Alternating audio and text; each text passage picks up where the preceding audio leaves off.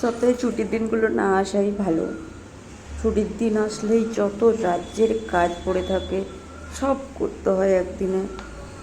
ঘুম থেকে উঠে বিছানাপত্র পরিষ্কার করা, বিছানার কভার, বেড কভার, বালিশের কভার সব চেঞ্জ করা, সবই করতে হয়। যাই হোক, বিছানাপত্রগুলো গুছিয়ে পরিষ্কার করে নিই।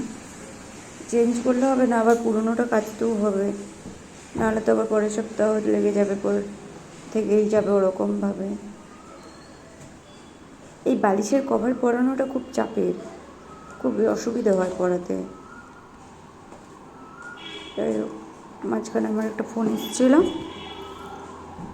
যেও নিয়েছি, এবার রেখে জামা কাপড় কাচতে হবে।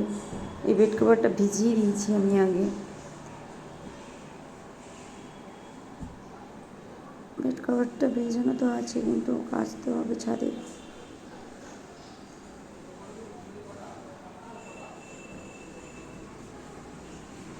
হয়ে গেছে বিছানা গুটানোর কাজ আমার আপাতত।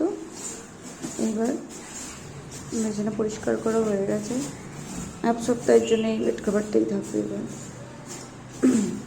আর চেঞ্জ করার দরকার নেই। নোংরাও খুব একটা হয় না, একাই তো থাকি, ওই কারণে আরও নোংরা কমই হয়। সারাদিন থাকি না, শুধু রাতটুকু। যাই হোক, ঘরদোর পুরো পরিষ্কার, মোছাও হয়ে গেছে, ঘরটা আমি মুছেও নিয়েছি। ঘর মোছা, ঝাঁট দেওয়া সব কমপ্লিট। হালকা করে ফ্যানটা চালিয়েছি, জামা কাপড়টাও গুছিয়ে রেখেছি। এইবার জামা কাপড় যেটা কেচেছি মেলে দিয়ে আসি ছাদে।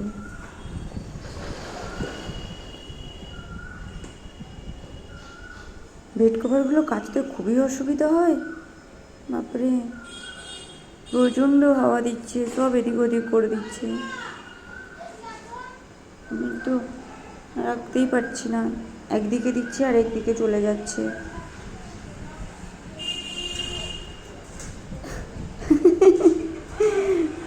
বেড কভারের জলে আমাকে পুরো ভিজিয়ে দিচ্ছে।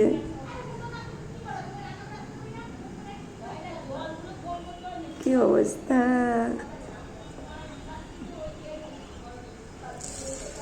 একটু হালকা কালারগুলো ভালো লাগে, কিন্তু আবার নোংরাও হয়ে যায় খুব তাড়াতাড়ি। ছাদে যে রোদ্দুর, পুড়ে না যায় সব। সে তো পোড়ার কথা, আমার নিজের হাতগুলোই পুরো ট্যান হয়ে যাচ্ছে। পাঁচের ঘরে বৌদি কাকিমা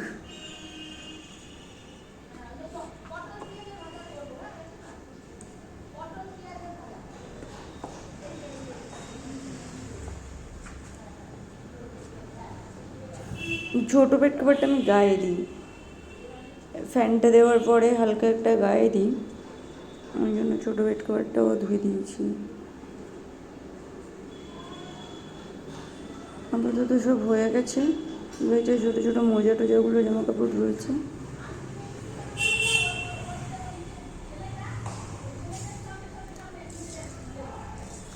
দাঁড়ান, কয়েকটা জামা কাপড় আছে যেগুলো নিচে মেলেছি, আর কয়েকটা আছে যেটা উপরে মেলবো। হাওয়া দেখছেন, প্রচণ্ড হাওয়া হচ্ছে, ক্লিপ না দিলে সব পাশের গ্রাউন্ডে চলে যাবে জামা কাপড়।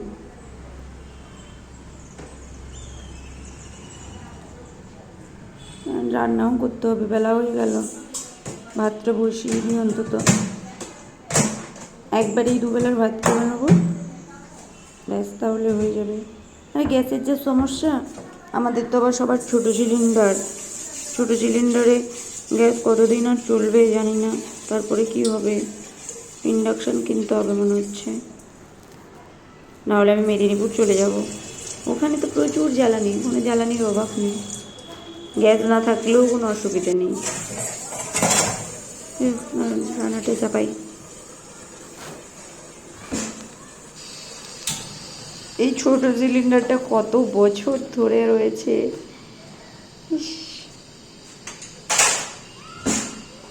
প্রচণ্ড গরম পড়েছে আজকে, প্রচণ্ড গরম। বাবা ফোন করছিল, বাবাও বলছে প্রচণ্ড গরম, আমার তো খুব বিরক্ত লাগছে। ভাত তো হয়ে গেছে, তরকারি এটা হচ্ছে chicken, red bell pepper, yellow bell pepper, capsicum, গাজর,